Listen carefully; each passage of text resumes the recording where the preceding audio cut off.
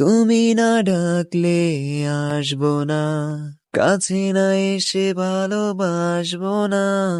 দূরত্ব কি ভালোবাসা বাড়ায়, নাকি চলে যাওয়ার বাহানা বানায়? দূরের আকাশ নীল থেকে লাল, গল্পটা পুরনো। ডুবে ডুবে ভালোবাসি, তুমি না বাসলেও আমি বাসি। ডুবে ডুবে ভালোবাসি, তুমি না বাসলেও আমি বাসি। পুরোটা সময় ধরে আমি হৃদ ভাইয়ের দিকে হা করে তাকিয়েছিলাম। চারদিকে সবাই হাততালি দিচ্ছে আমি ছাড়া। আমি তার দিকে এক দৃষ্টিতে তাকিয়ে আছি। আমার এমন বলদের মতো চাহনিতে মনে হলো খুব আনন্দ হচ্ছে তার। সে একটা হাসি দিয়ে সেখান থেকে উঠে গেল। একটু পর তাদের গায়ে হলুদ শুরু হবে। ফাহিম ভাইয়ের সাথে বসা তার হবু বউ। এতটা সুন্দরী নয় সে, গায়ের রং শ্যামলা, তবে মুখটা খুব মায়াবী দেখতে।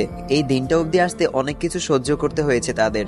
ফাহিম ভাইয়ার বাবা কিছুতেই বিয়েতে রাজি হচ্ছিল না। প্রথমত তিনি প্রেম করে বিয়ে বিষয়টা পছন্দ করে না, আর দ্বিতীয়ত মেয়ের গায়ের রং চাপা। সে চেয়েছিল তার ছেলের জন্য পরীর মতো একটা মেয়ে নিয়ে আসতে। পরে ফাহিম ভাইয়ার জেদের কাছে হেরে বিয়েতে রাজি হয় তার বাবা। ওদেরকে হলুদ দেওয়ার প্রস্তুতি নিচ্ছিলাম, হঠাৎ দেখি হৃদ ভাইয়া দেয়াল ঘেঁষে হেলান দিয়ে দাঁড়িয়ে হা করে তাকিয়ে আছে আমার দিকে। তার এমন চাহনির অর্থ খুঁজে পেলাম না আমি। এক প্রকার বিব্রতকর অবস্থায় পড়ে গেলাম। এরপর কিছুক্ষণ এভাবে তাকিয়ে থেকে তিনি স্বাভাবিকভাবেই বলল, তোমাকে আজ শাড়িতে খুব সুন্দর লাগছে আরশি। ইচ্ছা করছে তোমাকে সামনে দাঁড় করিয়ে এভাবেই তাকিয়ে থাকি অনন্তকাল।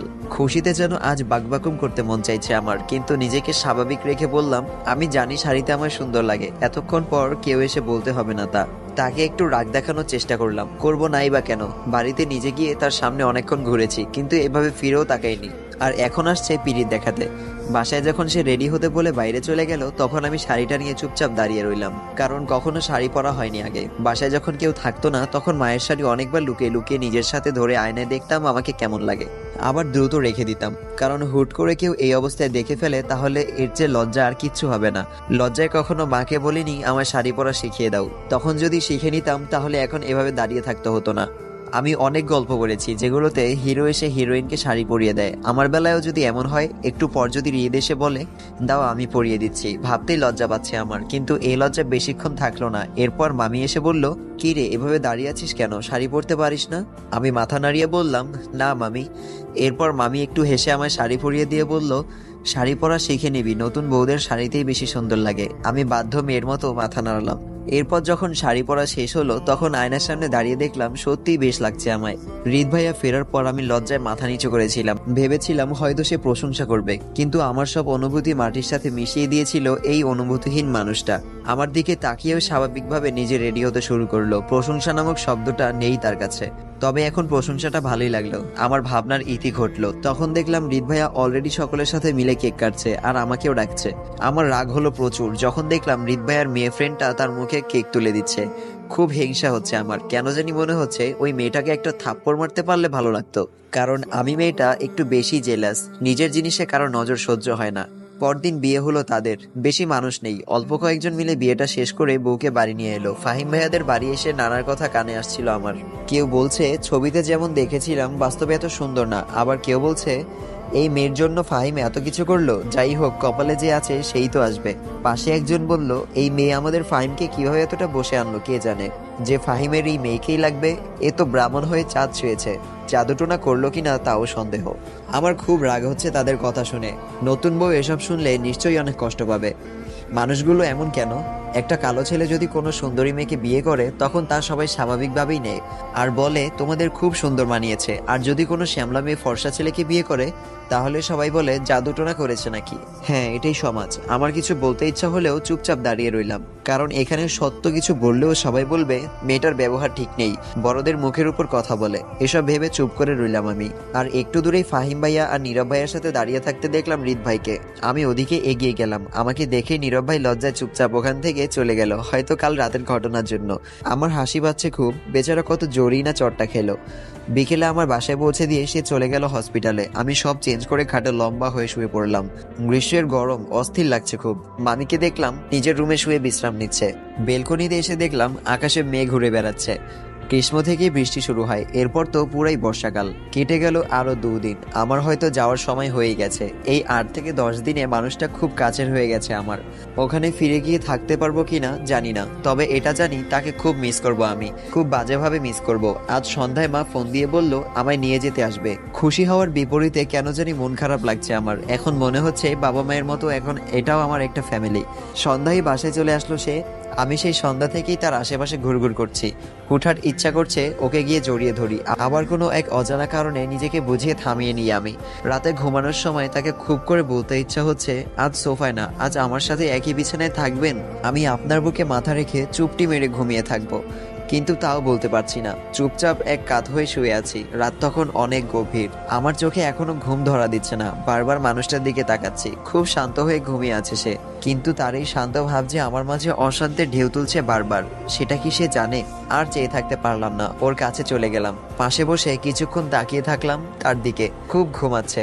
কেউ হয়তো তুলে নিয়ে গেলেও তার হুঁশ থাকবে না।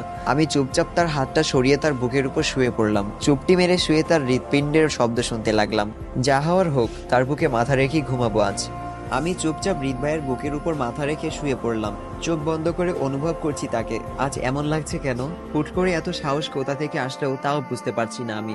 তার ঘুমন্ত গালে ছোট্ট করে একটা চুমু এঁকে দিলাম। তার ছোট ছোট দাড়ির মাঝে আলতো করে গাল ঘষতে লাগলাম। ইস, লজ্জায় খুব হাসি পাচ্ছে আমার। আজ কি পাগল হয়ে গেলাম আমি? তবে অবাক লাগছে মানুষটার এখনো ঘুমই ভাঙছে না।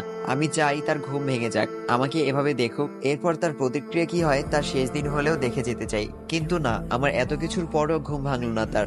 এত গভীর ঘুম কিভাবে হয় একটা মানুষের? যাই হোক, এত কিছু না ভেবে চুপচাপ চোখ বন্ধ করে শুয়ে রইলাম আমি। আজ ঘুম আসতে খুব একটা দেরি হলো না। তার বুকে মাথা রেখে চোখ বন্ধ করতেই ঘুমের রাজ্যে পরীরা এসে আমার কাছে ধরা দিয়েছে। রাত আরো গভীর হলো। হৃদ ভাই চোখ মেলে তাকালো। আরশিকে দেখে একটুও অবাক হলো না সে, কারণ একটু আগের কর্মকাণ্ড সবটাই দেখলো সে, তবুও কিছু বলছে না। আরশির দিকে তাকিয়ে দেখে খুব সুখের ঘুম ঘুমিয়ে আছে। হৃদ আস্তে করে তাকে বুক থেকে সরিয়ে নিল, তারপর পাজাকোলা করে তুলে খাটের উপর শুইয়ে দিল। সেই সন্ধ্যা থেকে মেঘ জমেছে, পরিবেশটা ঠান্ডা ঠান্ডা ভাব। আরশির গায়ে পাতলা একটা কম্বল জড়িয়ে দিয়ে সেখান থেকে চলে যাওয়ার মুহূর্তেই হৃদের হাতটা ধরে ফেললো আরশি। ঘুমের ঘোরে কি যেন বকে আবার চুপচাপ হয়ে গেল সে। হৃদ পাশে বসলো, তার এক দৃষ্টিতে তাকিয়ে আছে। আরশি ঘুমাচ্ছে। ঘুমন্ত নারীকে এতটা মায়াবী লাগে তা আরশিকে প্রথম দিন ঘুমের মাঝে দেখেই বুঝেছে সে। তবুও এই মুখ যেন তার প্রতিদিনের নতুন নতুন আবিষ্কার। আজও কপালে একটা চুমু দিয়ে বেলকনিতে চলে গেল। পরিবেশটা হালকা ঠান্ডা, শীতল পরিবেশে দাঁড়িয়ে মুখটা উপরের দিকে করে চোখ বুজে রইল হৃদ। কেন সে এতটা মায়া আটকে যাচ্ছে? সে তো চায়নি এখনই এতটা মায়া আটকে যেতে। ভেবেছিল আরশিকে যখন একেবারে নিয়ে আসবে তখন না হয় একটু একটু করে মায়া জড়াবে। এই কয়েকদিনে আরশিকে যা বুঝেছে তাতেই মনে হলো এখন মায়া জড়িয়ে গেলে বাড়ি ফিরে কষ্ট পাবে মেয়েটা। তাই তো দুজনের মাঝে এতটা ডিস্টেন্স রাখছে বারবার। আরশি কাছে আসতে চাইলেও দূরে চলে যাচ্ছে সে। ভালোবাসাটা হুট করে শুরু হয় না। ভালোবাসাটা হুট করে শুরু না হয়ে ধীরে ধীরেই তৈরি হোক, কারণ হুট করে গড়ে ওঠা জিনিস আবার হুট করেই ভেঙে যায়। এমনিতেও আরশিকে দেখে মনে হচ্ছে নিজেকে অনেক মায়া জড়িয়ে ফেলেছে, যা কেটে উঠতেও হয়তো কয়েকদিন লেগে যাবে। মেয়েটা একটু বেশি আবেগী, তাই হয়তো নিজের আবেগ কন্ট্রোল করতে না পেরে এমনটা করেছে। মা বাবা সকালের গাড়িতে উঠলো। আস্তে আস্তে প্রায় দুপুর হয়ে যাবে। এদের মতো পার্সোনাল গাড়ি নেই তাদের। সকাল থেকে রান্নাবাড়ায় কাজ চলছে। আগে এক পরিচয় থাকলেও এখন অন্য পরিচয় এই বাড়িতে আসছে। আমাকে মামি রান্নাঘরে যেতেই দিল না, আর গিয়েও আর কি করবো, রান্নাবান্নায় তো আমি একেবারেই ঢেঁড়স। বাবা মা গাড়িতে উঠলো। এটা শোনার পর সেই সকাল থেকে ব্যালকনিতে বসে চাতক পাখির মতো তাকিয়ে আছি। মনে হচ্ছে অনেকদিন বাবা মাকে দেখিনি। সত্যি বলতে তাদের ছাড়া এত দূরে কখনো থাকা হয়নি, তাই এমনটা লাগছে। যেন বাবা মা আসতেই দৌড়ে গিয়ে তাদের জড়িয়ে ধরবো আমি। আমার বাবা মায়ের সাথে এখান থেকে চলে যাব ভাবতেই মন খারাপ হচ্ছে খুব। দুপুরের আগে বাবা মা এসেছে। হৃদ ভাই আজ বাড়িতেই আছে। তাকে দেখেই বোঝা যাচ্ছে তার মনটা খুব খারাপ। দুপুরের খাবার শেষে আমি হৃদ ভাইয়াকে বললাম, কাল সকালে তো চলেই যাব, আজ আমার একটা ইচ্ছা পূরণ করবেন? উনি সাথে সাথেই বলল, বলো। আজ বিকেলটা আমাকে দিবেন আপনি?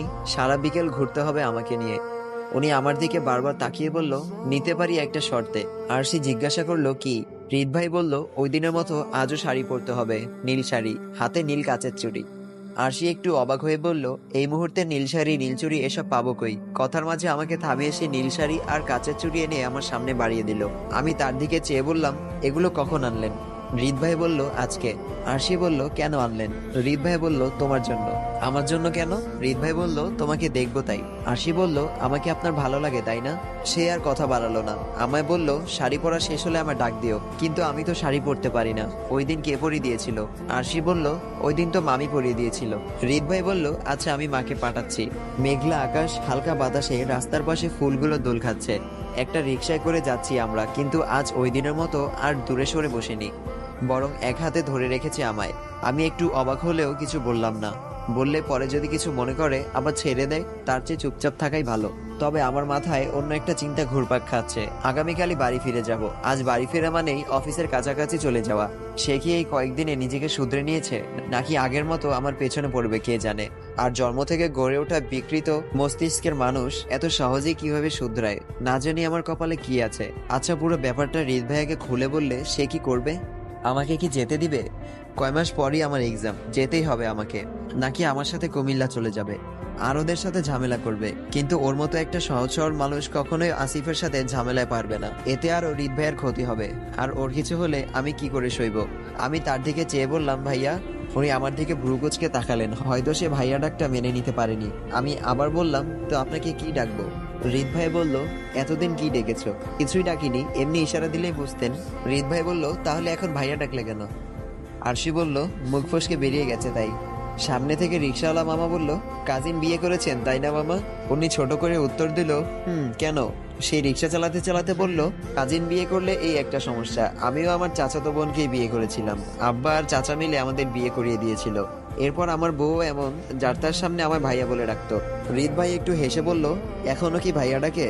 কি কন মামা, এখন কি আর সেই পিচ্চি আছে? বড় হয়েছে না, মাঝে মাঝে দুষ্টমি করে ডাকে আর কি। তবে আমার প্রথম বাচ্চা হওয়ার পর যখন ওই বাচ্চাটা বড় হয়েছিল, তখনও সে হঠাৎ হঠাৎ আমার ভাইয়া বলে ডাকতো। একদিন আমার ছেলেটা শুনে ফেলে তা, আর আমাকে এসে মামা ডাকা শুরু করে। বলতো, মামা আম্মু ডাকছে, মামা খেতে আসেন, মামা আজ বের হবেন না? এরপর তাকে যখন বললাম মামা ডাকো কেন, তখন সে উত্তর দিল, আপনি আম্মুর ভাই হলে আমার তো মামাই হবেন তাই না? ওদের কথা শুনে আমি লজ্জায় মাথা নিচু করে বসে আছি। সামান্য ভাইয়া শব্দটাকে বাচ্চার মামা অবধি টেনে নিয়ে গেল। কিন্তু আমার পাশে বসে থাকা হৃদ ভাই, থুকু, জামাই এক নাগারে হেসেই চলেছে। আমি একটু রাগ নিয়ে বললাম, এই মামা রিকশা থামান। এরপর সে রিকশা থামাতে আমি নেমে গেলাম। হৃদ ভাই আমার দিকে চেয়ে বলল, কি হলো, নেমে গেলে কেন? আরশি বলল, আপনিও নামুন, একসাথে হাঁটবো। পাশাপাশি হাঁটছি দুজন। তার পাশে হাঁটতে হাঁটতে বললাম, আমার না খুব কষ্ট হবে আপনাকে ছাড়া থাকতে। সে সোজাসুজি ভাবে বলল, এটা তোমাদের আবেগ। আমি দাঁড়িয়ে গেলাম, তাহলে ভালোবাসা কোনটা? হৃদ ভাই বলল, তোমার এখনো ভালোবাসার বয়স হয়নি। আমি একটু ঠোঁট উল্টে বললাম, হ্যাঁ, আপনি তো বুড়ো হয়ে একেবারে পেকে গেছেন। যেভাবে কথা বলেন মনে হয় আপনি কয়েক বাচ্চার বাপ। উনি একটু হেসে বলল, আমার সেই বাচ্চাগুলো যার পেটে জমা আছে, সে নিজেই তো এখনো ম্যাচিউর হতে পারেনি, নিজেই তো এখন একটা বাচ্চা, তাহলে কিভাবে এখন আমার বাচ্চাগুলো সামলাবে? সময় হলে আমার বাচ্চা সামলানোর দায়িত্ব তাকে দিব। লজ্জায় মাটির নিচে ঢুকে যেতে ইচ্ছা করছে আমার। ওর মুখে দেখি কিছুই আটকে না, খবিশ একটা। আসসালামু আলাইকুম। তো এখানেই শেষ করছি অনুভূতি গল্পের পর্ব 4। আর সবাইকে জানাচ্ছি ঈদ মোবারক। তো সবাই ভালো থাকবেন, সুস্থ থাকবেন। দেখা হচ্ছে পরবর্তী ভিডিওতে খুবই তাড়াতাড়ি। আল্লাহ হাফেজ।